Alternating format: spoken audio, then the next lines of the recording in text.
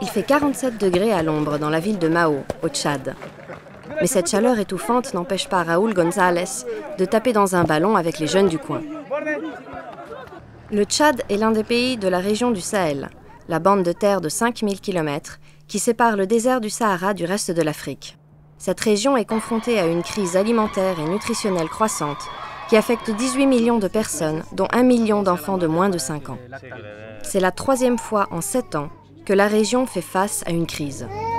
Pero creo que todavía hay que hacer muchas más cosas y bueno, importante de poder estar aquí, de ver la ilusión que tienen sobre todo los niños de poder jugar al fútbol, de hacer deporte y que, bueno, que puedan tener una vida digna con alimentos, con agua. Sécheresse, mauvaise récolte et flambée des prix des denrées sont à l'origine de cette crise alimentaire et nutritionnelle. Grâce au financement de l'Union européenne, la FAO, l'Organisation des Nations Unies pour l'alimentation et l'agriculture, intervient avec des projets tels que celui-ci afin d'éviter une crise généralisée. Les populations construisent une barrière pour protéger la zone agricole des invasions animales. Ils travaillent en échange de nourriture. La production agricole est très faible et on enregistre en plus un taux de malnutrition élevé, au-dessus de la norme requise par l'OMS. Et justement pour ces raisons-là, il est extrêmement important de soutenir les populations rurales.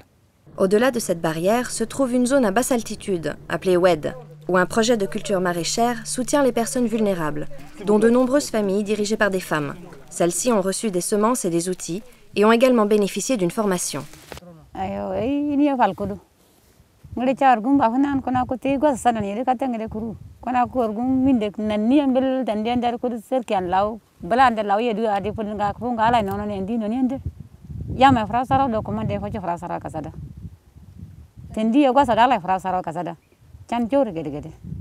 La production de légumes destinés à la consommation et à la vente offre à ces femmes de quoi subvenir aux besoins de leur famille, bien au-delà de la crise actuelle.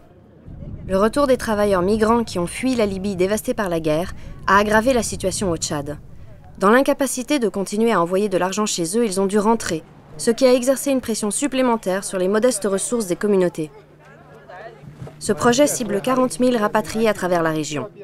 Ce groupe a bénéficié de terres, de matériel et des connaissances nécessaires à l'installation d'infrastructures d'irrigation modernes pour remplacer les anciennes méthodes qui entraînaient du gaspillage.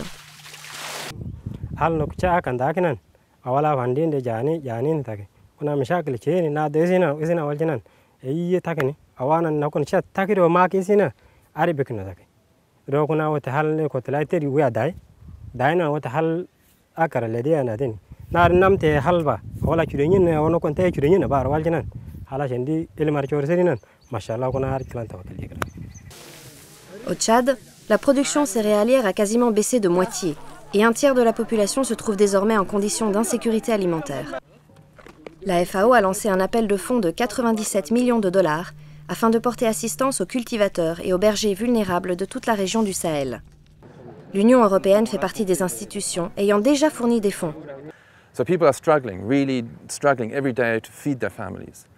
And what we're trying to do here is to stabilize the situation, provide animals and means for the people to grow their own food so that we prevent a famine, prevent a major humanitarian catastrophe. Une grande partie de la somme nécessaire n'a pas encore été rassemblée. Nous espérons que la présence de Raúl ici aidera à attirer l'attention et à prévenir une crise généralisée.